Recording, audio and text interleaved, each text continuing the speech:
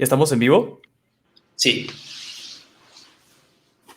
Hola, ¿qué tal a todos? Buenas tardes. Un gusto estar con ustedes y que se tomen un tiempo para aprender un poco más sobre COVID en estos tiempos y las medidas que debemos tomar por el bien de todos. Este webinar ya gracias a Organical y a la Universidad Peruana de Ciencias Aplicadas. Bueno, Organical es una plataforma virtual de medicina canábica que busca conectar a médicos con pacientes que busquen cannabis como una alternativa para calmar sus dolencias. Como plataforma de salud, a nosotros nos pareció imprescindible hablar sobre el tema y sobre la coyuntura, sobre todo con el rebrote. Bueno, mi nombre es Daniel García Choza, soy director médico de Organical. Hoy iniciamos una serie de conferencias respecto a COVID-19 en este rebrote. Conmigo está hoy día la doctora Brenda Salazar, médico afiliado a Organical, y José Escalante, director ejecutivo de Organical. Ahí están los dos. Debido a que esta conferencia va dirigida al público en general, hemos decidido hacerla más como una discusión. Es como una pequeña clase, pero tratando de no ser, no usar mucho lenguaje complicado. Ya esperemos que encuentren esta información valiosa en estos 20-30 minutos que durará nuestra presentación. Gracias. Y bueno, empezando primero con el nombre, COVID-19. ¿Qué es COVID-19? Le han dicho el COVID, la COVID, la COVID, el COVID. ¿Qué significan, no? Bueno, COVID-19 viene de distintas palabras. Co de corona, vi de virus, de disease o enfermedad, y 19 por el año. O sea, en realidad COVID-19 es el nombre de la enfermedad, ¿no? Es en realidad la COVID-19, no el COVID o COVID. Pero en general, igual se han aceptado como otros nombres como solamente coronavirus o solamente COVID y no tener que decir COVID-19, ¿no? Y quizás también han escuchado del nombre SARS-CoV-2. ¿Qué cosa es SARS-CoV-2? Bueno, SARS-CoV-2 es el virus que causa esta enfermedad, el virus que causa el COVID-19. SARS de Severe Acute Respiratory Syndrome en inglés y CoV de coronavirus. Previamente había uno de estos viruses y por eso es el segundo. Por eso se llama SARS-CoV-2. Bueno, ¿cuáles son los síntomas más comunes? Todos hemos escuchado de esos síntomas varias veces. Sin embargo, siempre hay algunas dudas, ¿no? Pueden confundirlo con otras gripes o resfríos. Principalmente lo que más se ve en pacientes que tienen, que tienen síntomas por COVID es fiebre. Luego la tos, fatiga, falta de aire, que los médicos conocemos como disnea. Esos son los 4 más comunes. Al comienzo habían pocos estudios, ¿no? de esta enfermedad, pero ya a lo largo del año se ha ido aprendiendo un montón y esos son los síntomas más comunes, pero además hay decenas de síntomas más, porque tantas personas han llegado a tener la enfermedad que se ven todo tipo de síntomas. Igual otros síntomas comunes que se presentan son el dolor muscular, el dolor de garganta, que originalmente no se describía mucho, por ejemplo, en los primeros estudios que eran los chinos, pero nosotros, los que hemos visto pacientes de COVID en Lima, en Perú, un montón de personas tienen dolor de garganta, y al igual que rinorrea, o sea, mocos, que no se ha descrito tanto como en otros países. Disminución del olfato sí fue algo que alrededor de mayo o abril se comenzó a ver y se comenzó a discutir un poco más. Y bueno, dolor de cabeza es otro de los síntomas más comunes. Aparte de esto, como les decía, hay decenas de otros síntomas más, pero esos son los más comunes que uno tiene que estar prestando atención, sobre todo en la coyuntura, ¿no? Porque, digamos, hace 2 años si alguien estaba con 2 o 3 de esos síntomas, hubiese pensado en una gripe común. Sin embargo, ahora esta enfermedad es tan contagiosa que se puede pensar en que una persona con estos síntomas podría tener el coronavirus, ¿no? Entonces, si alguien tiene uno de estos síntomas, ¿qué es lo que tiene que hacer? Bueno, lo primero es tomar una prueba diagnóstica. Además, llamar a 113 o a tu centro de salud, aislarte, prevenir el contagio, básicamente aislándose y con otros puntos que vamos a ver más adelante. Y también algo que tenemos que hacer nosotros es monitorización de nuestros síntomas y sobre todo la saturación de oxígeno. La mayoría de las personas van a tener una enfermedad que la pueden mantener en su casa, que no es necesario hospitalizarse. Sin embargo, hay que tener mucha atención en los siguientes síntomas y los tienen que tomar muy en cuenta. La falta de aire, el dolor en el pecho, alteraciones neurológicas, eso quiere decir que había una alteración de la conciencia, de la percepción, fatiga excesiva, o sea, todo el día en la cama, que no se pueda mover mucho por el dolor o por otros motivos, fiebre persistente más de 2 días, estar con la fiebre alta, alta, alta y que no se pueda controlar, y coloración azul en los labios, que eso ya sería síntomas de una saturación muy, muy baja de oxígeno que requeriría hospitalización y probablemente oxigenoterapia. Vamos a hablar ahora de lo... ¿Sí? ¿Desde qué línea? A ver, quería hacer un comentario para que todo el público pueda entender qué significa realmente falta de aire, porque hay muchas personas que piensan que la falta de aire tiene que ser algo así exagerado, ¿no? Entonces, demoran en notarlo, entonces también demoran en acudir o en solicitar atención médica. Cuando hablamos de falta de aire, tienen que ponerse a pensar en lo siguiente o fijarse en lo siguiente. Un ejemplo sería, por ejemplo, caminar una cuadra o subir un piso, ¿no? Del primer piso al segundo piso. Si normalmente no hay falta de aire, subes al segundo piso sin ninguna molestia y de pronto para el siguiente día o para un día notas que te estás agitando, que respiras un poco más rápido, eso significa falta de aire. Otra forma de ver falta de aire es en actividades que nos toman aún menos energía. Por ejemplo, comer o bañarnos o cambiarnos de ropa son también actividades que no nos deberían dar falta de aire de forma normal, pero si lo notamos es un signo de alarma, como lo menciona Daniel, y tienen que tomar las medidas del caso. Sí, y lo que dice la doctora o lo que dice la doctora Brenda en verdad es muy cierto. A veces llegan personas a la hospitalización, ambos trabajamos en la vía panamericana y ya van mucho tiempo con la falta de aire y recién a último minuto están yendo. Por eso es bien importante esto de monitorizar los síntomas y ver qué tan graves se pueden poner y siempre llamar al 113, ¿no? Esa línea puede estar muy, muy llena, pero igual nunca se olviden de estar llamando al 113 o al centro de salud si es que tienen estos síntomas. Y bueno, eso nos lleva al otro lado, ¿no? ¿Cómo se diagnostica? Lo que más se ha visto acá en Perú es que se use la prueba de anticuerpos. Luego la PCR era la otra y últimamente se está volviendo bien popular la prueba de antígenos. Lo que hace la PCR o la prueba molecular es buscar el ARN o el material genético que tiene el virus. Entonces, este material se encuentra, se multiplica en el laboratorio y se confirma si es que esté el virus o no. La prueba de antígenos lo que hace es buscar una parte nomás de todo el virus, solamente una parte, a ver si es que está presente o no. De las dos, la más precisa es la prueba molecular. Y siempre a nivel mundial, lo que se conoce como el estándar de oro o el gold standard es la prueba molecular.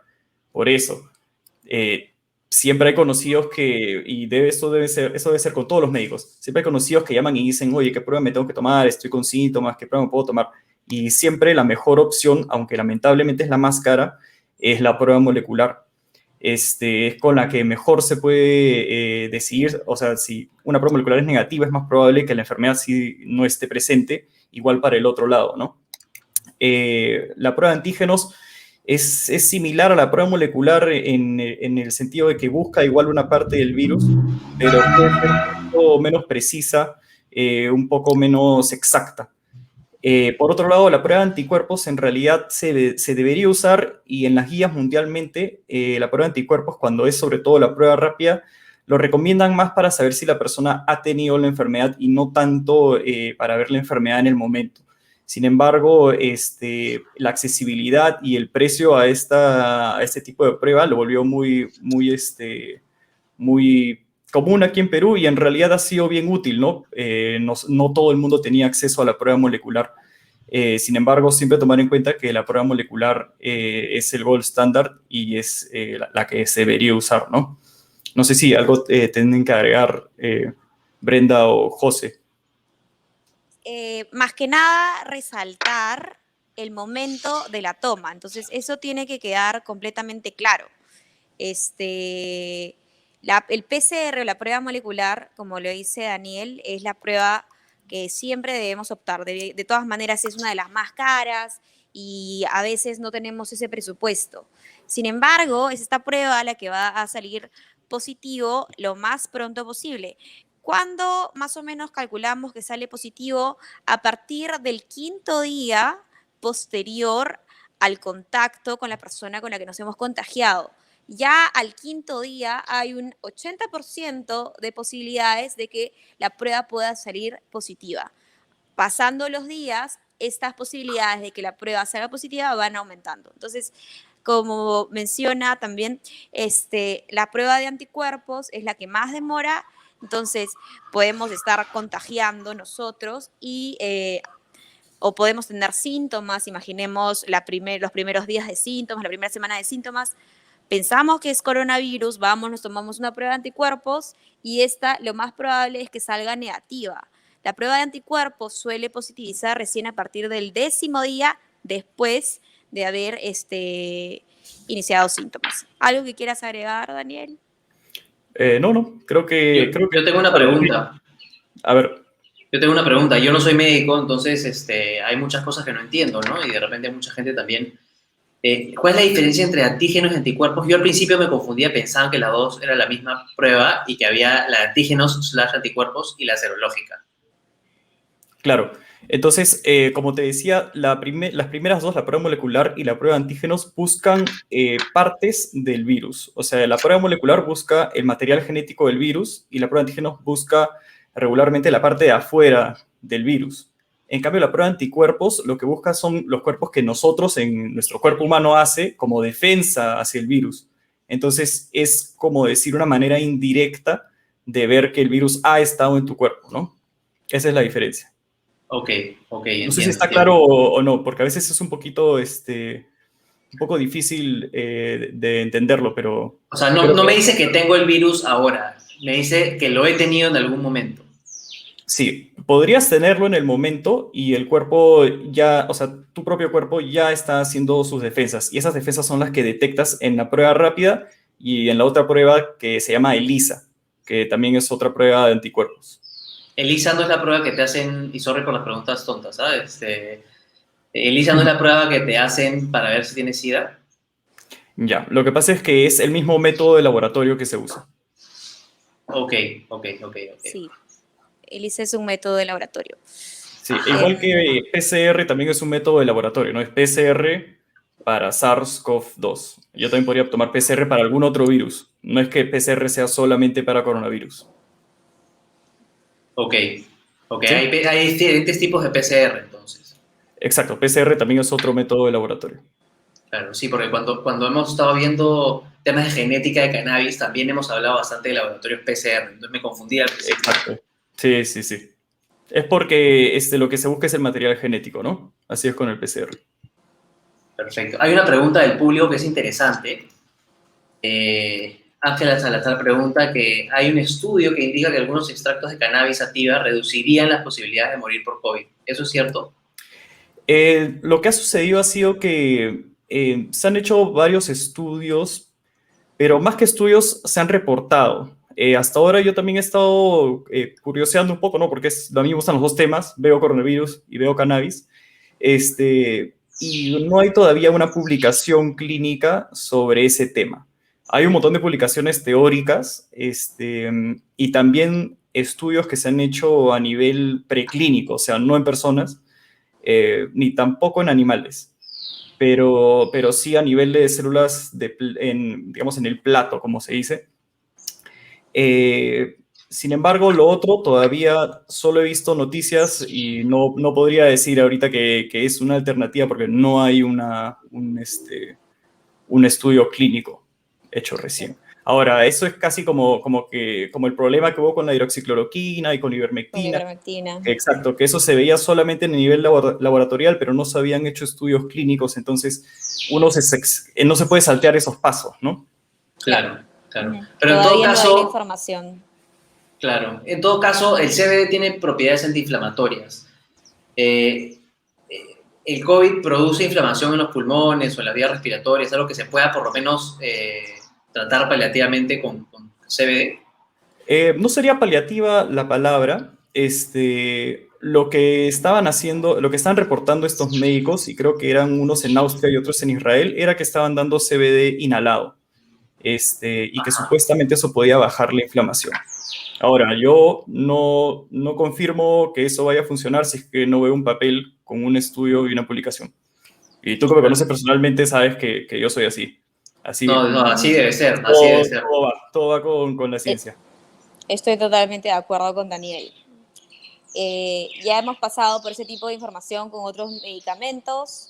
Como menciona Daniel, en el plato significa en el laboratorio, bajo un microscopio, más no en personas. Entonces todavía falta mucho más por investigar para que podamos realmente tomar al CBD como una alternativa.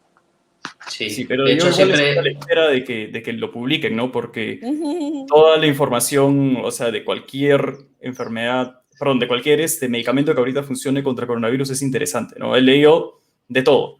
Y, De todo. y sí, sí sería ver, ¿no? De avanzar.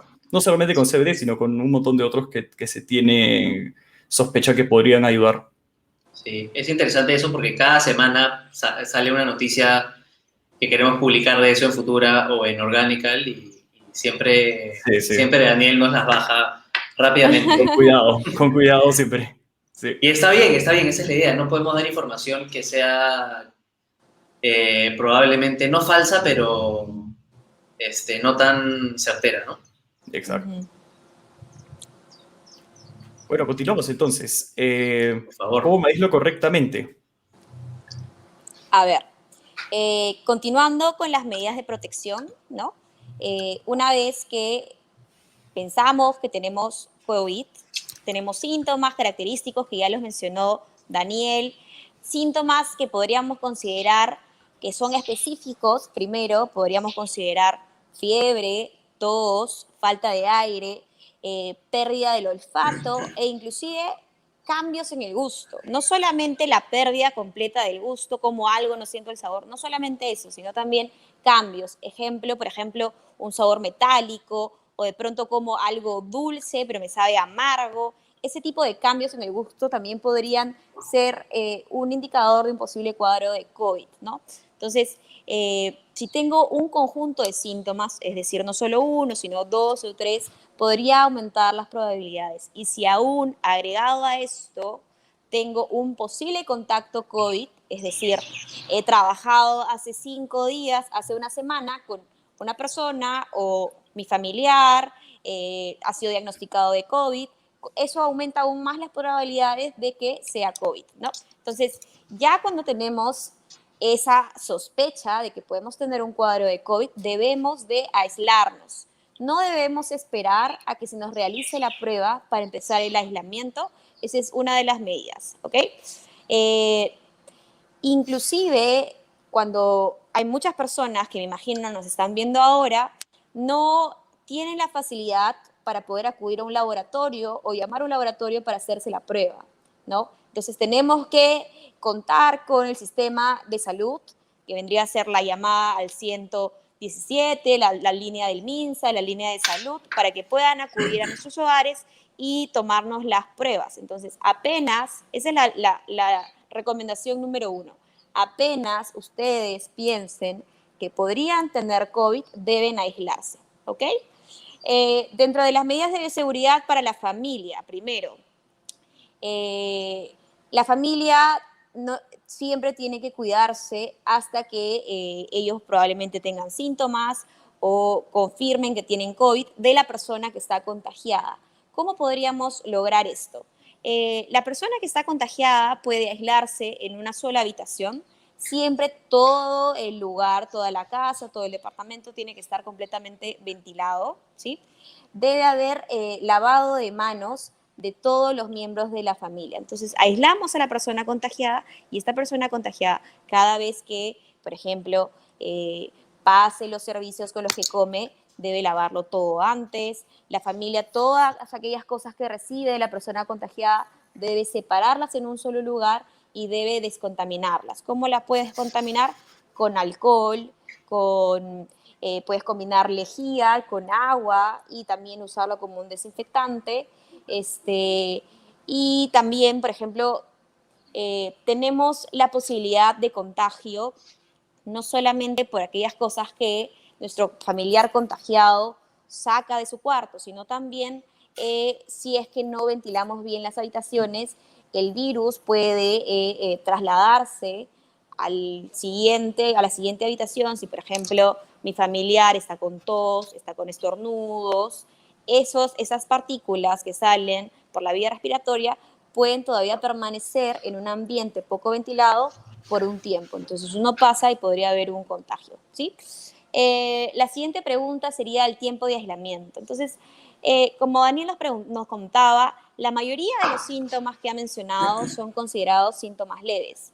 Estamos hablando de tos, fiebre, diarreas, dolor de cabeza, todos esos son síntomas leves. Entonces, para todas las personas que tengan síntomas leves, lo recomendado o el tiempo de aislamiento recomendado vendrían a ser 10 días, ¿sí? Cuando una persona ya pasa a tener síntomas de severidad, ¿cuál es el síntoma de severidad que no nos va a hacer equivocarnos? Vendría a ser el requerimiento de oxígeno, falta de aire con requerimiento de oxígeno. Algunos familiares nuestros estaban usando oxígeno en casa, otros son trasladados a centros de salud. Entonces, estas personas ya son consideradas o se considera que tienen un cuadro severo, ¿ok? Entonces, en este caso, el tiempo requerido de aislamiento como mínimo es de 21 días. ¿Algo que quieran agregar? ¿Alguna pregunta que tengas, Yo tengo José? una pregunta, hay varias preguntas del público, pero tengo una pregunta que es mía. Hay varios memes o varias cadenas que pasan por WhatsApp que dicen, oye, si la prueba de COVID es si puedes sostener el aire por, no sé, 10, 20 segundos, no tienes COVID. ¿Eso es cierto? ¿Qué tan cierto es? ¿Es completamente mentira? Es completamente mentira. Ya, Acuérdate bacán. que hay personas que pueden no tener ningún síntoma y pueden tener el COVID y pueden contagiar a las personas que estén alrededor. Y pueden retener el aliento, pueden dejar de respirar, no sé, por 30 segundos, pero aún así están contagiando. Entonces, eso definitivamente no. Igual para el otro lado, va a haber gente que por alguna enfermedad que ellos tengan no van a poder aguantar el aire y van a pensar que tienen coronavirus cuando no lo tienen. Entonces, También. sí, ese tipo de memes y cadenas no los Ok. usamos como diagnóstico. Cuando vemos al paciente, señor, por favor, aguántese la respiración 20 minutos o 20 segundos. Ah, no, ya se puede ir. No, no, no. ¿Te imaginas? Sí. Más bien, algo que quería recalcar, yo sé que para unas personas es bien difícil estas medidas de bioseguridad, sobre todo porque, bueno, en Perú en general hay un montón de hacinamiento, a veces hay muchas personas en una casa. Para eso tenemos que ir a nuestros centros de salud donde puedan tener donde quizás haya la posibilidad de que se puedan aislar. Si, por ejemplo, hay, no sé, 5, 6 o 7 personas en una casa donde solamente uno tiene coronavirus y el resto están diagnosticados negativos, traten de contar con su centro de salud para ver la posibilidad de que se aíslen. Bueno, más adelante vamos a pasarles unos links que hemos puesto en nuestra página también, donde hay diferentes contactos, ¿no? Para oxígeno, para pruebas, para centros de aislamiento, un montón de información del Ministerio de Salud también, estadísticas, camas UCI, que bueno, ya más adelante se las voy a presentar igual. Bacán. Ya, entonces, continuando, ¿cómo prevenir el COVID? Entonces, la única forma de prevenir el COVID no es la ivermectina, para empezar, ¿ya? No Por el momento, existe no es. medicamento alguno que vaya a prevenir el COVID. La única forma de prevenirlo es tomando las medidas adecuadas, es decir, evitar contagiarnos, ¿ok? Dentro de estas medidas, yo creo que muchos de ustedes ya las conocen, pero vamos a mencionarlas. Es, número 1, el lavado de manos. Lavarte las manos con agua, jabón, 20 segundos, arrastrando cada partícula de tu mano. No es solamente coger las manos y hacer este ademán, ¿no? No, tienes que frotar cada parte de tu mano durante 20 segundos, de tal manera que has eliminado por arrastre y también con el jabón el virus que podrías trasladar en las manos, ¿no? Otra sería el distanciamiento social, como mencionaba hace un rato. 2 metros puede ser la distancia en la cual yo hablo, toso y el virus va a ir 2 metros de distancia. Entonces, cualquier persona puede estar contagiada a mi alrededor. Nosotros siempre tenemos que desconfiar de todos y pensar que cualquier persona puede contagiar. Entonces, distanciarnos de absolutamente todos. El uso adecuado de la mascarilla, yo sé que ahorita no lo estoy usando bien, pero este es un lugar permitido. Tiene que siempre cubrir la nariz y la boca, ¿ok? Se recomienda, siempre hay muchos tipos de mascarilla, pero siempre tiene que cubrir la nariz y la boca, y siempre la manipulación de tu mascarilla tiene que ser por las tiritas. No intentar no coger la parte de que posiblemente esté contaminada, que es esta, ¿ok? Otras recomendaciones es el uso adecuado del protector facial. Muchos usan protector facial porque tienen que salir de casa, ¿no?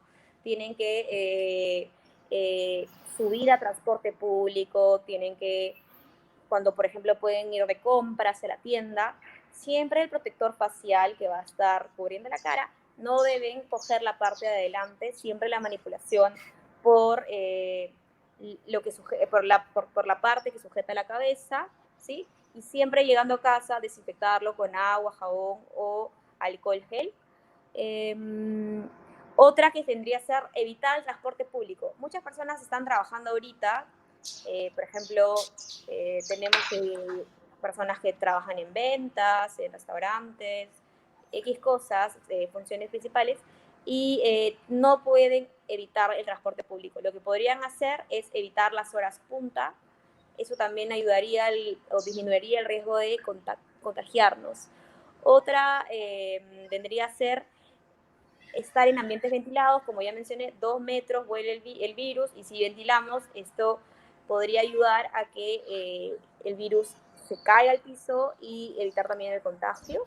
Y finalmente, evitar compartir materiales. Inclusive con las personas con las que estamos en casa, como les digo, cualquier persona puede estar contagiada, evitar compartir las cosas. Con las personas con las que estamos en el trabajo, también los lapiceros, los cuadernos, inclusive cuando salimos de casa a nadie, las monedas, intentar pagar, no tener vuelto o usar métodos como la tarjeta, ¿sí? Y finalmente, desinfectar absolutamente todo lo que entra a sus casas, incluyéndose toda la ropa que usan, ponerla separada para poder lavarla, todos los alimentos que compran en los mercados, también desinfectarlos, lavarlos o desinfectarlos. Como les dije antes, una combinación de agua con lejía o un poco de alcohol. Yo creo que también hay bueno, algo bueno que ha sacado todo esto de tratar de evitar el transporte público ha sido que un montón de gente se moviliza ahora en bicicletas, en lo posible. Eso en realidad yo creo que ha evitado un montón de contagio y además, bueno, es un poco más saludable, ¿no? De no estar tanta gente hacinada dentro del transporte público.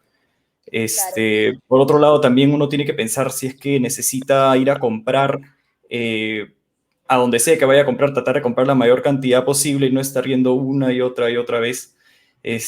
Bueno, como saben, las variantes ahora son un poco más contagiosas, entonces es más fácil, bueno, por el mismo nombre lo dice, ¿no? O sea, la misma palabra que es más contagioso lo dice, es más fácil contagiarse y sí hay que tener mucho cuidado con eso, ¿no? Entonces, como sabemos, las vacunas recién están llegando y probablemente vuelva a reabrirse los diferentes tipos de trabajos, los diferentes tipos de locales. Entonces, no olviden estas medidas, a todos los que nos están escuchando el día de hoy, son importantes. La única forma de prevenir tener un COVID o tener un cuadro severo de COVID en ese momento vendría a ser evitar contagiarnos, porque como sabemos, la vacuna todavía no va a llegar a todos y va a llegar de a poquito. Está bien, para mí este es uno de los temas más importantes Ya, y entonces, que tiene que prestar mucha atención. a ver, creo que acá hay un montón de dudas con ese tema, porque nos han dado tanta información en los medios, en las redes sociales, nos han pasado cadenas de WhatsApp, memes, hemos visto absolutamente de todo respecto a qué tomar para mi cuadro de COVID o, como les decía, para prevenir contagiarme o prevenir tener un cuadro severo, ¿no? Entonces, es importante saber qué fuentes de información debemos escuchar. Hay muchas fuentes de información que no tienen fundamento y en realidad siempre tenemos que estar precavidos. Pero a ver, les voy a dar unas pautas. El punto número 1 es que no hay medicamento alguno que cure el COVID. Entonces, ahí ya van dos cosas. No hay medicamento alguno que te prevenga de contagiarte de COVID y no hay medicamento alguno que puedas tomar y que te cure, ¿ok? Al momento. Entonces, ¿qué medicamentos normalmente utilizamos cuando nos contagiamos de COVID? Son medicamentos que nos ayuden con los síntomas. Por ejemplo, me duele la cabeza. El dolor de cabeza es frecuente. Entonces, podría tomar un medicamento para el dolor de cabeza. Uno de los medicamentos más frecuentes tenemos, no sé, paracetamol, cualquier antiinflamatorio o AINE, podría ser naproxeno, N medicamentos, ¿ok? Entonces son medicamentos para los síntomas. ¿Qué pasa si, por ejemplo, tengo diarrea? Tomo bastante agua, me hidrato, eso es algo que se maneja, esa es la forma de manejar solamente los síntomas. El siguiente, además, los medicamentos que podemos usar son medicamentos que no requieren prescripción médica. ¿Cuáles son los medicamentos que no requieren prescripción médica? En realidad, nosotros vamos a la farmacia y creo que nos venden todo lo que queremos. No sé si opinan lo mismo. Es Ya verdad. no piden receta Ya no tiene receta para nada. Menos nada. para cannabis. Para cannabis sí te piden receta, siempre. Para cannabis todavía piden. Sí. Entonces, los medicamentos, a ver, que normalmente, no sé si todos hemos escuchado en las noticias, en la radio, usan para COVID. ¿Qué opinan de la citromicina, por ejemplo? Yo creo que ese es uno de los que más se preguntan. A ver, Daniel, ¿qué nos puedes decir? Te puedo decir que la mayoría de los pacientes que llegamos a ver nosotros han tomado citromicina y bueno, igual llegaron a nosotros. Ya, la citromicina es un antibiótico en realidad. La citromicina lo debería prescribir un médico, ¿ok? La citromicina puede tener efectos adversos. Y ahí viene el siguiente punto. Cuidado, cuidado, cuidado. Todos los medicamentos pueden tener efectos adversos. Y, por ejemplo, uno de los efectos adversos frecuentes de la citromicina son diarreas, ¿no? Entonces, imaginemos, tomamos la citromicina y aumentan mis diarreas y pensamos que puede ser el COVID. No necesariamente, ¿ok? Los medicamentos que se reciben sin prescripción médica son aquellos que usas para los síntomas, como por ejemplo dolor de cabeza, náuseas, gases, moquitos, ese tipo de cosas. A ver, otro medicamento que hemos escuchado, no sé, la ivermectina. ¿Ese medicamento qué opinan ustedes? ¿O qué opinas, Daniel? ¿Tú lo has escuchado, José? ¿Has escuchado Sí, por todos lados, por todos lados. También todos los Sé pacientes por Daniel, llegan y han Daniel tomado Dolía ivermectina. dice, nunca tomen ivermectina. ¿Tomarías ivermectina, José? Creo que no. Después de todas las La verdad oportunidades que me han que, dado, o no. sea, la verdad que, o sea, yo por mi parte, yo sí, o sea, yo nunca receté ivermectina, no la recomiendo, pero estuve esperando que hayan estudios que demuestren que funcionaba, porque en verdad hubiese sido una muy buena noticia. No es que nosotros no querramos darle el medicamento así nomás, sino que nunca llegó ese estudio, ¿no? Los estudios que salían de ivermectina siempre habían tenido algún problema de hasta corrupción o de mucho sesgo, entonces no eran estudios concluyentes para tomar una decisión médica. Por eso es que nosotros bueno, si uno ha leído lo suficiente, no se puede dar, no hay suficiente evidencia para darle ivermectina. Entonces, sí, definitivamente no es recomendada. Y también es un medicamento que debería ser prescrita por un médico. Entonces, ahí va la idea, ¿no? Y otro que también quiero mencionar, aprovechando este momento, es la dexametasona. Todos hemos escuchado también la Muy importante. dexametasona. Muchos pacientes que siempre vemos acá que tienen COVID vienen desde casa tomando dexametasona. Entonces, la indicación de este medicamento también es por un médico, ¿sí? Y solamente se usa en personas que necesitan oxígeno. Sí, ahí quería aumentar algo.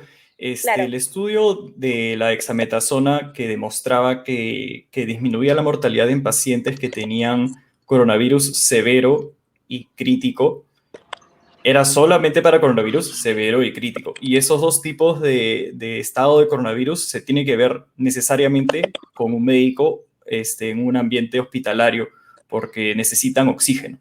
Entonces, si uno toma la dexametasona antes de llegar a ese punto, podría terminar siendo peor porque baja mucho las defensas. Por eso es que tampoco se recomienda la dexametasona en pacientes que no tengan un estado severo ni crítico, ¿no? Por ejemplo, qué es un estado moderado? Que sería donde algunos pacientes toman. Un estado moderado es una persona que tiene un poco de fiebre, tiene un poco de dolor de cabeza Un poco de y, falta de y tos, ¿no? Entonces dice, bueno, se saca una prueba, tiene coronavirus, pero está en su casa.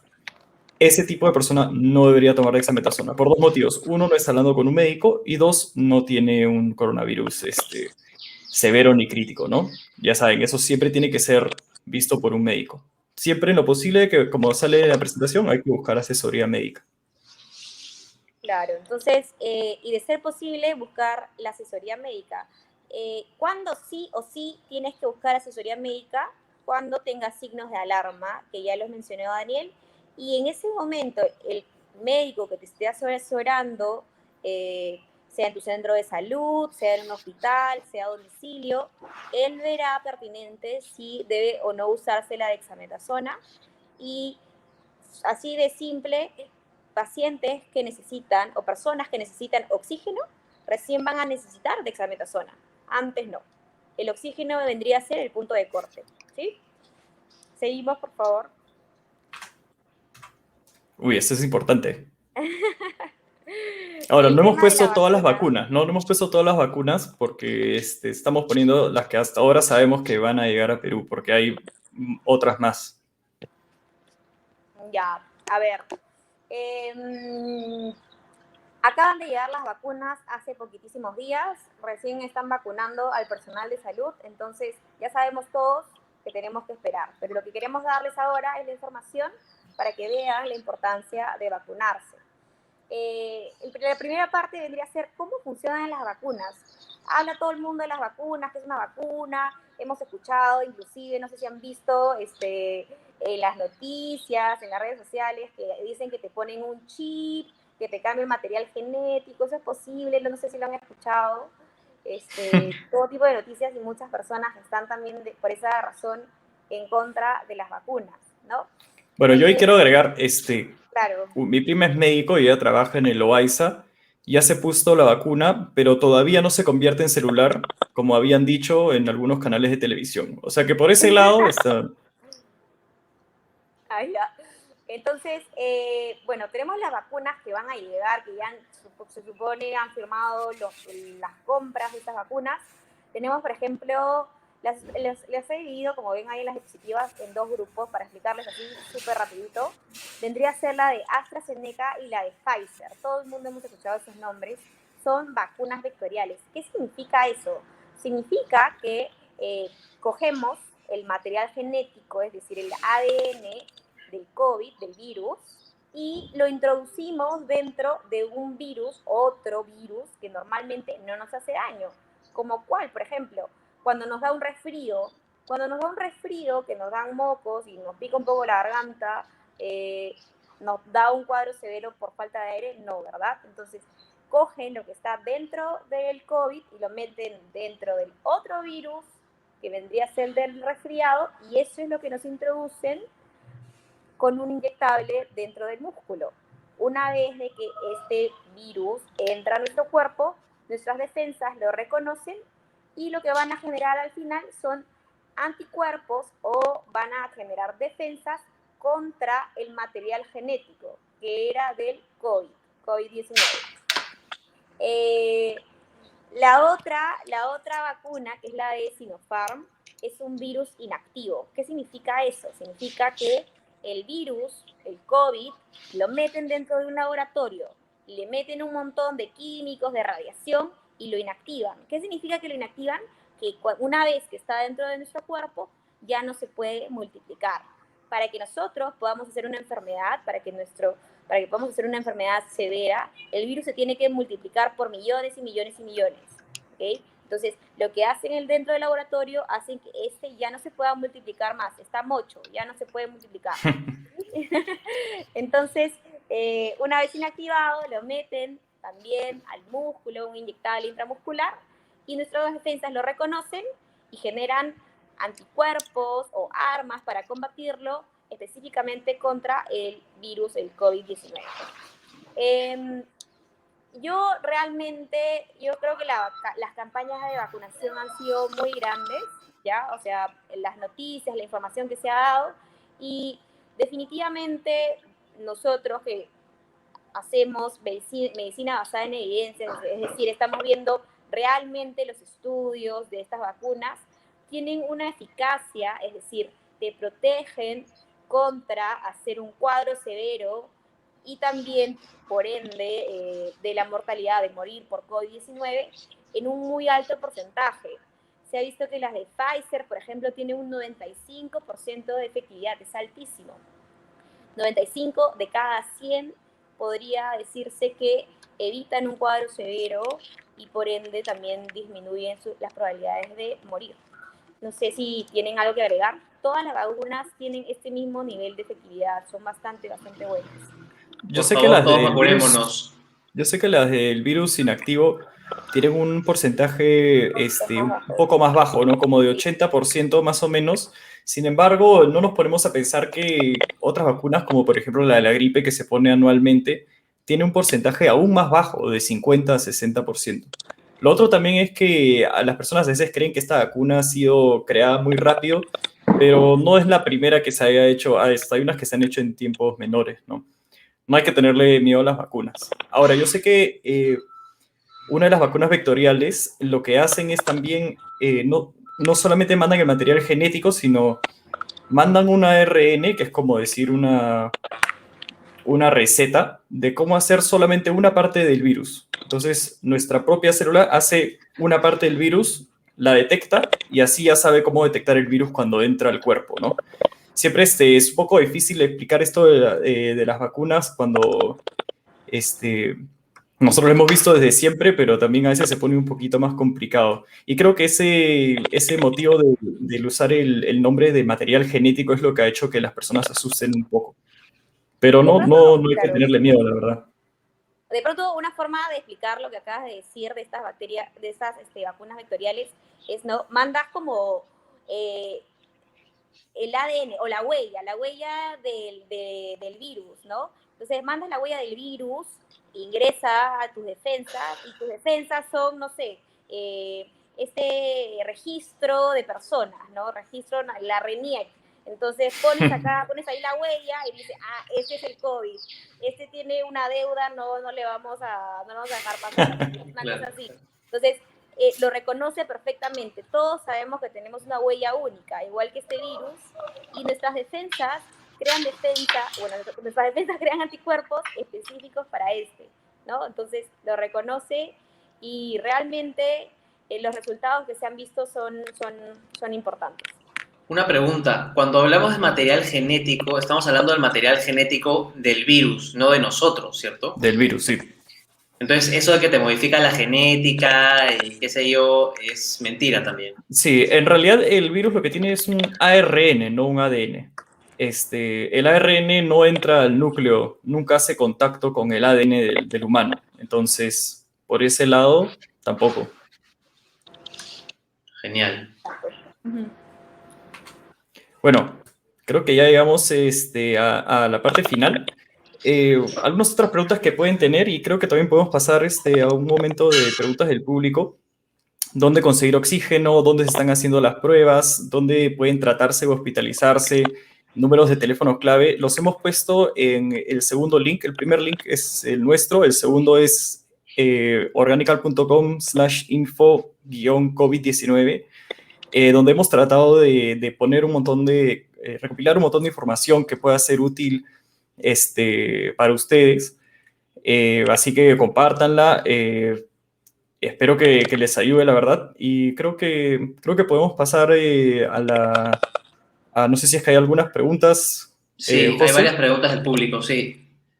A ver. María Esmeralda Palacios nos pregunta que ha escuchado que debemos incrementar el consumo de omega 3. Y en esa misma pregunta, Cecilia Gasso dice también vitamina D y zinc. ¿Qué de cierto tiene esto? Ya.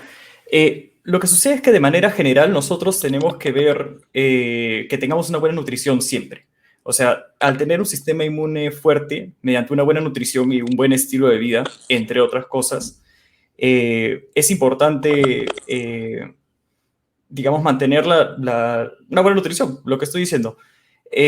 No es que tomando vitamina D u omega en el momento necesariamente nos va a ayudar a que no nos contagiemos o que la enfermedad sea menos severa. Se comenzaron a hacer estudios con vitamina D, pero no hubo ninguna conclusión, digamos, grande o estadísticamente muy significativa en el resto de los estudios que diga que se puede usar como un tratamiento.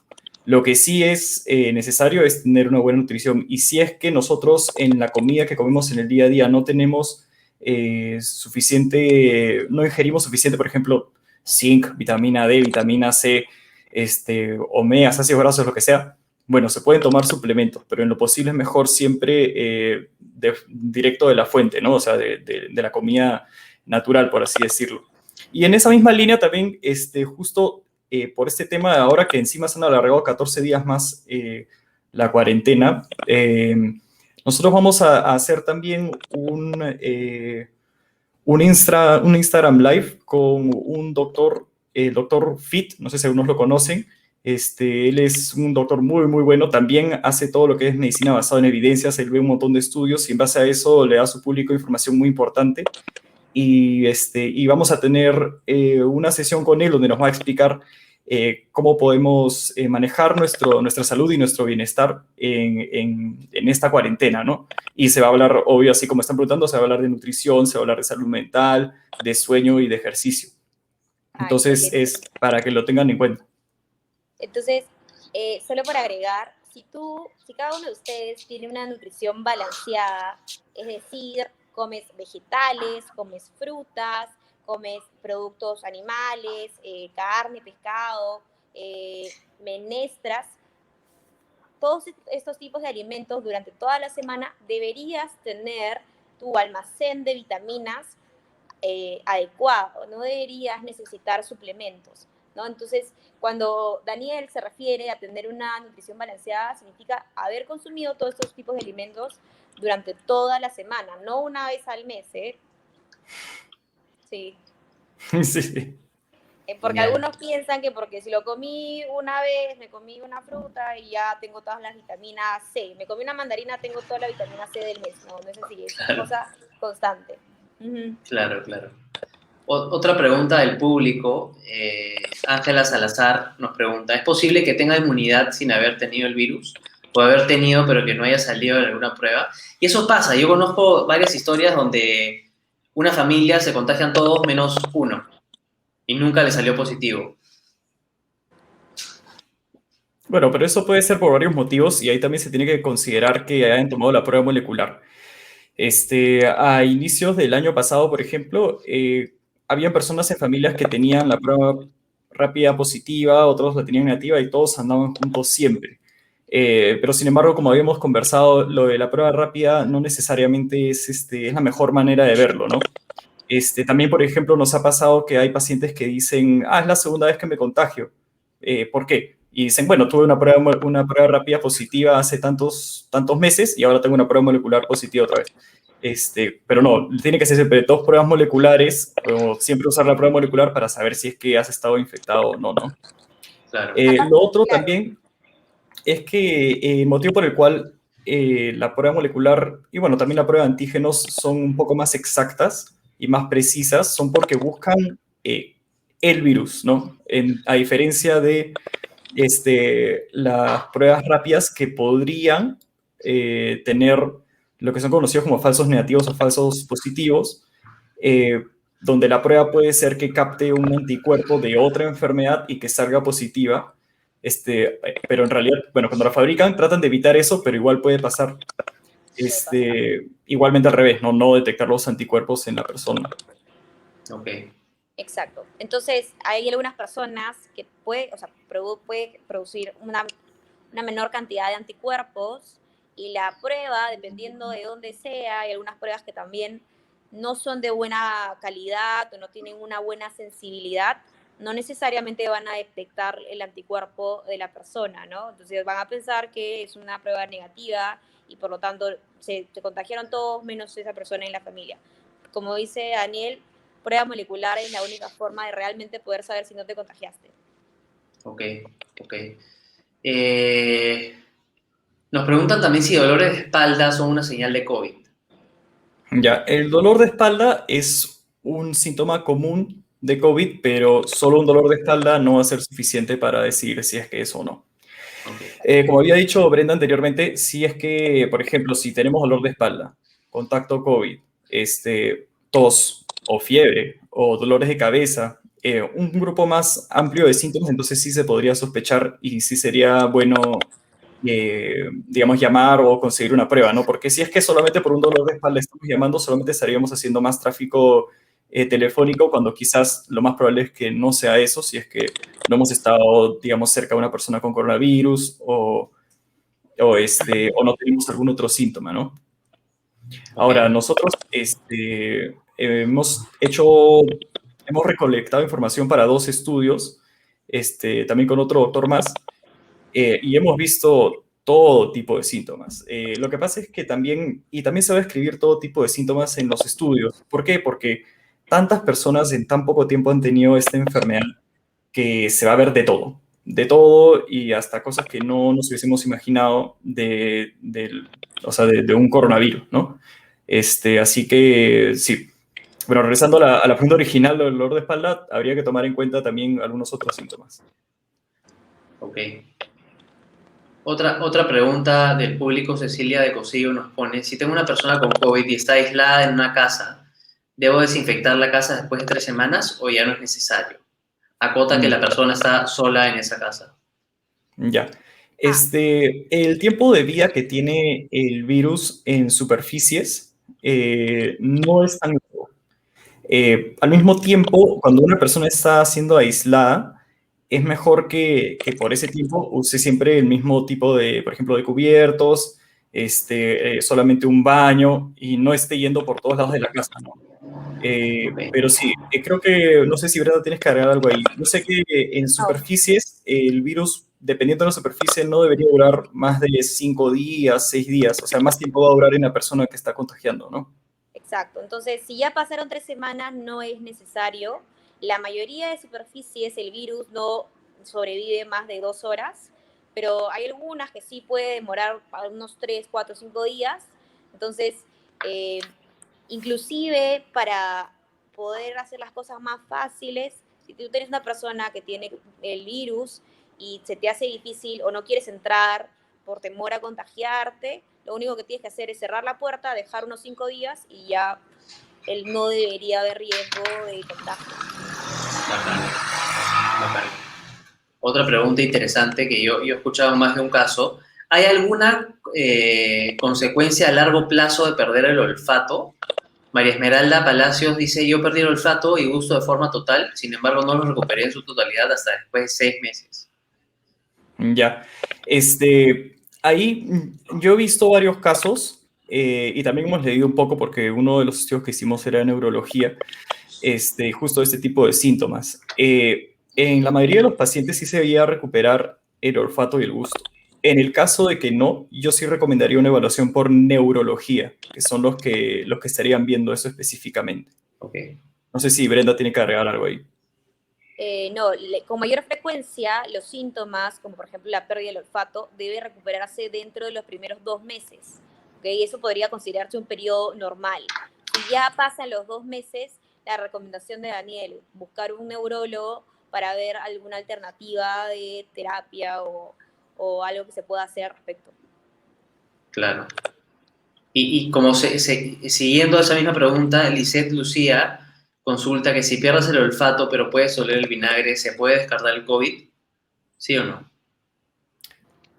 Llegando de nuevo a esa pregunta de las pruebas de cómo ver si tienes COVID o no, el diagnóstico se hace con una prueba molecular. Si es que hay Bacán. pérdida de olfato, Pero hay tos, entre otras cosas, y yo recomendaría hacer una prueba molecular para el diagnóstico. Creo que Brenda va a agregar algo ahí. hay muchas personas que son alérgicas en Lima por la humedad y en diferentes partes del Perú, personas que sufren, por ejemplo, de rinitis, ¿no? Entonces, ¿cómo podríamos saber si tengo una rinitis? Un ejemplo, una persona que constantemente en las mañanas se despierta con estornudos, produce bastante flujo de moco. Entonces, en estas personas puede haber pérdida del olfato o de algunos olores, pero tienen que tener esos otros síntomas. ¿Ya? Si no tienen esos síntomas y de pronto un día me despierto y no huelo el alcohol, no lo huelo el café, huele un poquito el vinagre y considerar como posibilidad ver, he estado en contacto con alguien que tiene COVID, tengo otros síntomas y según eso intentar hacer una prueba molecular. Así es. Bacán. Excelente. Paula Reyes nos pregunta, mi compañera de trabajo tiene COVID nuevamente. Lo que no sabemos es cuál es la cepa o variedad. Debe vacunarse y de hacerlo, ¿cuánto tiempo debe esperar para recibir la dosis? Somos personal de salud. Gracias. Ya. Primero, lo que es las variantes, porque por el momento es solamente una cepa, que es la SARS-CoV-2. No hay una nueva cepa que se haya descrito por el momento, esperemos que no haya. Las variantes, igual, las diferentes vacunas, según lo que tengo entendido y según lo que han publicado, tienen una buena reacción las vacunas tienen una buena reacción contra las variantes, o sea que por ahí no debería haber problema. El personal de salud, sobre todo el que esté en primera línea, ya está siendo vacunado. Para las 5 de la tarde creo habían como 5.000 personas ya vacunadas, creo que para las 6 habían como 7.000, si no me equivoco, José. El mensaje que dio la primera ministra dijo que fue más o menos a las 5, dijo más de 7.000 personas Más de ya 7.000. vacunadas. Sí. Entonces, bueno, necesariamente todos nos vamos a tener que vacunar. Hay personas que no van a querer, no se les puede obligar, creo, pero en lo posible sí. Y con más razón si es personal de salud, también. Por otro lado, eso de que le volvió a dar, la reinfección sí existe, la reinfección por coronavirus sí existe, sí está reportada, sí hay estudios, pero no es común. No es, digamos, no es un problema grande que se está teniendo ahorita, ¿no? El porcentaje de reinfección es muy, muy bajo. Igual lo vamos a ver porque, como digo, ¿no? Tanta gente tiene el virus que lo vamos a ver gente que se ha vuelto a contagiar. Y en ese caso, claro, tendrían que ser dos pruebas en la misma persona que hayan sido PCR y después de un tiempo otra vez PCR positivo. Es como la influenza, ¿no? O sea, tú te contagias un año de una variedad y al año siguiente puedes contagiar la siguiente, o no necesariamente Es así. similar, o sea, todos los virus van mutando y en el caso de lo que es influenza, sí. Las vacunas de influenza lo que hacen es distinta a la vacuna porque en ese caso lo que se usa es las variantes más comunes del año anterior se usan para hacer la vacuna de ese año de influenza. Okay. Bueno, quizás tendría que ser así en algún momento con el coronavirus, no vamos a saber todavía que cada año nos tengamos que vacunar, ¿no? Y que simplemente esté con nosotros para siempre. Pero bueno, eso ya lo vamos a ver más adelante. Y sí, que quede claro que haber tenido COVID no contraindica la vacuna. Si has tenido COVID, vacúnate de todas maneras. Okay. Esa sería la... Cecilia Gasso nos pregunta, ahora están recomendando usar 2 mascarillas debido a la mayor transmisibilidad de las variantes. ¿Qué opinan? Esa pregunta está interesante. Bueno, nosotros por lo menos en el trabajo, o sea, lo mejor que podría hacer una persona si quiere prevenirlo para ella misma sería usar una mascarilla tipo N95. Al inicio de la pandemia se trataba de decir que no compren esa porque no había suficiente para el personal de salud, el personal sanitario. Si uno quiere usar estas mascarillas, si quiere usarlas por largo tiempo, lo que puede hacer es tener una mascarilla que cubra totalmente y encima poner una mascarilla como la que tiene ahorita Brenda, o sea, la común, ¿no? La quirúrgica, para proteger, digamos, esta N95. Esa sería una manera de usar doble mascarilla. Ahora, el problema con usar doble mascarilla, que si tenemos dos mascarillas quirúrgicas una encima de la otra, es que una puede estar jalando para un lado y pues, comenzamos a tener orificios y de por sí no es muy hermética y podría ser aún menos hermética. La cosa ahí es tratar de tener una cierta, hasta lo que sea posible, hermeticidad para que no vaya a entrar aire por estos puntos vacíos, ¿no? No, No sé qué opina Brenda. Sí, estoy de acuerdo. He visto muchas personas que se ponen mala mascarilla, ¿no? Que se ponen una mascarilla quirúrgica y encima se ponen la mascarilla N95, por ejemplo. Como menciona Daniel, la única forma que tendría sentido utilizar dos mascarillas sería una N95 primero y luego encima la quirúrgica solamente para proteger a la mascarilla N95. ¿De qué? De que se contamine, por ejemplo, ¿no? Pero no es que va a aumentar la protección para la persona, simplemente va a hacer que tu mascarilla dure un poco más de tiempo. Ok. Mirela nos pregunta si recomiendan tener un oxímetro en casa. Yo sí te recomiendo tener un oxímetro en casa siempre. Todos tenemos la posibilidad de contagiarnos y no sabemos quiénes van a hacer un cuadro severo. Para poder diferenciar una persona o para poder diferenciar uno de los signos de alarma más importantes, necesitamos un oxímetro, si están en las posibilidades. ¿Cuál es este signo de alarma? Una saturación con el oxímetro de 92 para abajo. Una vez que tenemos esta saturación que se debe medir siempre en reposo, ¿qué significa eso? Me siento o me echo mínimo 5 minutos y luego recién pongo el oxímetro y sale de 92 para abajo, debo acudir a un centro de salud y ser evaluado por un médico. Claro, algunas guías dicen que recién a partir de menos de 90 y otras también dicen menos de 94. Ahora, también tenemos que ponernos a pensar que vamos a tener, por ejemplo, familiares que tienen enfisema pulmonar o fibrosis pulmonar, que regularmente pueden tener la saturación baja. Entonces, en ese sentido, si es que están en las posibilidades de comprar un oxímetro, siempre tendrían que saber cuál es el basal de cada uno. Por otro lado, también, si por ejemplo es una persona joven y que está teniendo 96, 95, 94% de saturación y va disminuyendo, no tiene que esperar necesariamente a que esté en 90 o en 89 recién para que lo atienda un médico, ¿no? Por ejemplo, si regularmente se lo pone un día, está en 99 y a las 2 semanas está en 98, 97, 96 y la persona siente la falta de aire y se toma una prueba molecular y es positiva, eso ya sería un buen motivo para ir teniendo en el radar la posibilidad de que vaya a haber un médico. Ok. Otra pregunta que nos hace Patricia Cantela. ¿Qué opinan del dióxido de cloro? A través del Congreso se pidió hacer una investigación y nunca publicaron resultados. Hay doctores que ponen las manos al fuego por ese producto. Ya. A ver. Dentro de todas las medicinas que hemos visto, que se sospechó que en algún momento pudiese funcionar contra el coronavirus, como la ivermectina, como la hidroxicloroquina y como la citromicina, que se había visto en estudios, como habíamos dicho, en plato, el dióxido de cloro en realidad no estaba cerca de funcionar de esa manera. El problema con el dióxido de cloro ha sido que se han cogido diferentes estudios que dicen diferentes tipos de información y se ha armado una teoría de que quizás podría funcionar.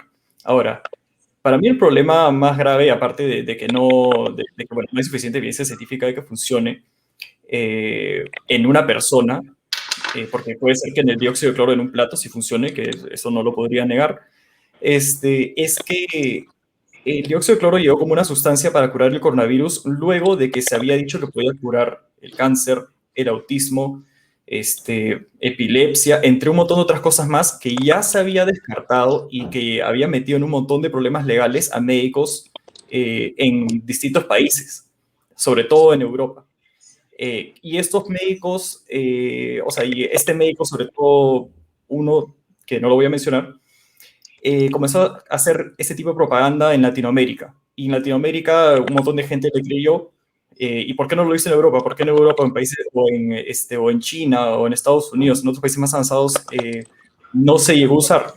porque no, realmente no funcionaba. Y encima hubo el problema de que la gente se estaba intoxicando con el dióxido de cloro y eso también llegó a pasar en otros países donde pensaban que podía funcionar. No hay estudios científicos de alta evidencia con el dióxido de cloro. El problema que vamos a tener no solo con el dióxido de cloro, sino con un montón de medicamentos y dietas y terapias que van a decir que van a funcionar, es que casi el 99% de las personas que tienen coronavirus se van a recuperar.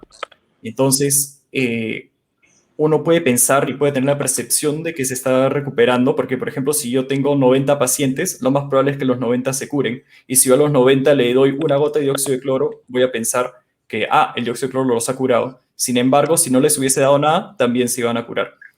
¿Por qué les digo esto? Porque para realmente saber si una medicación funciona o no, se necesita evidencia. Y para hacer esa evidencia es en base a estudios, y los estudios son los que controlan todo esto. O sea, en el estudio tú controlas la cantidad de gente que toma y la cantidad de gente que no, y ves si es que uno sí se recupera y el otro grupo no. Y ahí en base a eso dices, ya, ahora sí puedo saber que esta medicina sí funcionó. No hay algo parecido con el dióxido de cloro. Y para esto tampoco con la ivermectina ni con la hidroxicloroquina. Ni con la citromicina tampoco. Ok. Al momento realmente esa información solamente hay para COVID con la dexametasona y solamente en casos severos. ¿Sí? Okay. Sí. Hay otras medicinas, pero son para nosotros en Perú inaccesibles. Claro, inaccesibles en Perú. Y lo que hacen es en realidad disminuir el tiempo de ventilación mecánica, como el remdesivir, pero no necesariamente disminuir la mortalidad. Ok.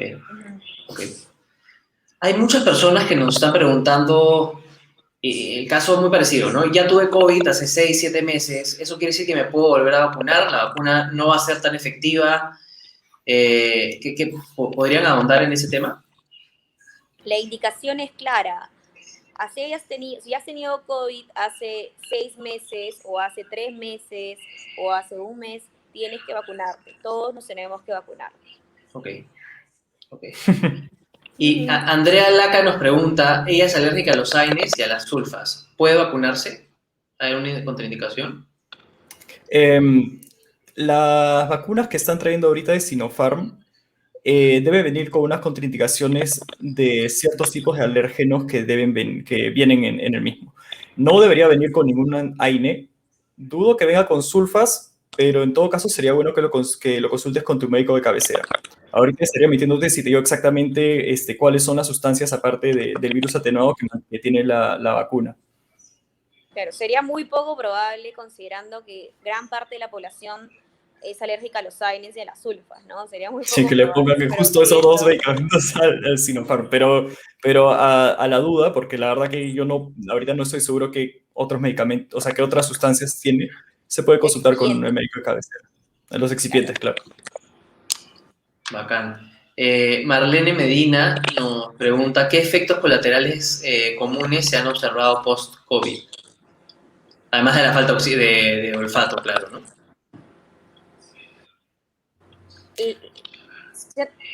Se han descrito cientos de efectos, bueno, como 50 y tantos posibles secuelas o síntomas secuelares en personas que han tenido COVID, ¿no? Como dijo Daniel antes, tantas personas han tenido COVID tan rápido que en realidad han tenido de todo tipo de síntomas y ahora están teniendo todo tipo de secuelas, ¿no? Pero dentro de los más frecuentes podríamos considerar dolores musculares, ¿no? Y en casos en casos severos podría considerarse todavía una falta de aire o una falta de aire en las actividades que normalmente hacían sin dificultad, ¿no? Queda ese tipo de secuelas. Y una más también que es un poco importante es la fatiga. Que siempre lo he asociado a la mononucleosis, ¿no? Como que se parece un poco a eso, a la fatiga crónica. Ahora, la mayoría de las personas deberían recuperarse a como estaban previo a su COVID. Ok, interesante. Hugo Zúñiga nos pregunta, ¿algún alcance sobre el síndrome de COVID largo? Síntomas que pueden perdurar hasta 6 meses después. Justo más o menos de lo que estábamos hablando, ¿no? Yo sí sé esto de la fatiga crónica, que es, que es un síntoma que está descrito en los estudios. Quería agregar también que Hugo Zúñiga es también un médico de Organical. Gracias, Hugo, por visitarnos hoy día. Es médico neurólogo de Organical. Mirela Rece nos pregunta, ¿cada cuánto se deben de cambiar las mascarillas N95? ¿Cada cuántas usadas? Ya, no hay un número exacto del cambio de las N95. Lo que sí describen es que se tiene que mantener, o sea, se tiene que usar hasta que no estén contaminadas. Si es que uno mantiene la mascarilla N95 todavía hermética, sin que esté salpicada, sin que la superficie esté contaminada, la puedes seguir usando. La mascarilla N95, sobre todo las 3M, tienen recomendaciones en la página de Estados Unidos de la FDA de cómo se tiene que mantener exactamente esa mascarilla y cuándo es que se tiene que descartar. Así que en la página de la FDA pueden buscar más información sobre la N95 también. Perfecto. Katia Arroyo nos pregunta, tiene un problema con su oxímetro. Ella tiene un oxímetro que le mide a su esposo, pero no le mide a ella. O sea, ¿alguna recomendación? ¿Eso ha sucedido antes? Ya. El oxímetro lo tienen que usar sin tener la uña pintada, eso es importante. De ahí, la mano no puede estar fría, eso es lo otro. Y bueno, el oxímetro tiene que ser, como hay tantas marcas de oxímetros y han salido tantos pulsoxímetros hasta en las páginas, por ejemplo, de ventas de artículos para el hogar y otro tipo de cosas que también tendrían que ver si es que el problema es más el oxímetro, ¿no? Ok. Pero Ok. sí, el esmalte y ese tipo de cosas Una puede marca hacer certificada. que no capte bien. Bacán. Y también Vuelve. podría tener algún factor de riesgo de anemia. Las anemias también Ah, pueden también. disminuir las posibilidades de que pueda captar la saturación. Bacán. Volvemos al caso de Andrea Laca, bueno, les agradece. Y saben si hay alergias, les pregunta si saben si hay alergias de AINES o sulfas con la vacuna de Pfizer específicamente. Tengo entendido que la vacuna de Pfizer es solamente el material genético. Entonces, y por lo mismo, tenía entendido que el motivo por el cual se tiene que mantener tan fría esa vacuna es para evitar poner sustancias que podrían causar alergias a otras personas. O sea, bueno, a las personas que se vayan a poner la vacuna. Y de esa manera han evitado ese problema, manteniendo solamente material genético con un borde que lo protege y, y muy pocos, o sea, y no una variedad grande de excipientes, ¿no? Igualmente, como la misma respuesta, en todo caso eso se tiene que consultar también con el médico de cabecera, porque lo otro que podría pensar es que si es que ya es alérgica a los AINES y a las sulfas, podría ser alérgica a otras sustancias que ahorita no está mencionando y que podrían estar en cualquiera de las dos vacunas, ¿no? Okay. La última pregunta de Patricia Cantela. ¿Las mascarillas también se pueden desinfectar con luz ultravioleta o dejándolas al sol? No es algo que yo haría y no es algo que tengo información en este momento tampoco. Pero yo creo que si por ejemplo uno tiene una N95 y llega a estar contaminada con fluidos, por ejemplo, por un estornudo o una tos, preferiría ya descartarlo a estar tratando de matar el virus con luz ultravioleta. Pero eso en realidad es una opinión personal y no es información científica que tengo a la mano. No sé si Brenda tiene algo que agregar. La verdad tampoco tengo esa respuesta con evidencia contundente, pero tampoco es algo que yo haría. Las mascarillas deben entender que tienen un tiempo de vida, ¿no? No intentemos sobrepasar el uso, las mascarillas no se lavan a menos que sean las de tela. Si no, siempre se tienen que descartar y la mejor forma de saber cuando nuestra mascarilla ya tiene que descartarse es cuando pierden la forma, ¿no? Eso es lo más importante, principalmente en las N95, ya cuando las vemos arrugadas o que tienen grietas o que están un poco húmedas, es señal de que las tenemos que botar, porque lo que queremos es protegernos. Sí, más bien creo que esa era la última pregunta, creo, José. Sí, esa es la última pregunta. Bueno, justo quería presentarles la página. Nosotros en la página Organical hemos dejado, si se meten a organical.com/inicio, hemos dejado un link que es información importante sobre COVID-19 y son diferentes datos, ¿no? Donde se puede conseguir oxígeno, donde se puede tratar el coronavirus y links que los van a llevar a este tipo de información del MINSA, medidas del gobierno, estadísticas generales sobre la pandemia. Es de diferentes páginas y diferentes fuentes que hemos conseguido.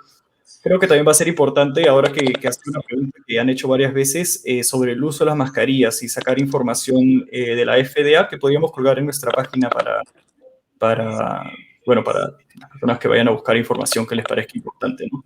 Ya saben, la información está en organical.com/info-covid19 y otros slash. Perfecto. Bueno, ya si es que esa es la última pregunta, entonces con esto vamos a concluir la videoconferencia y gracias a todos los que atendieron a la conferencia. Ya saben, aquí está la página para que en caso de que quieran buscar información y que pueda ser útil para ustedes y quieran compartirla. Gracias, José, y gracias, Brenda, por estar con nosotros ahora. Gracias, chicos, y gracias a todo el público que estuvo presente. Gracias a Hasta luego, gracias. Hasta luego. Cuídense mucho. Chao. Chao, chao.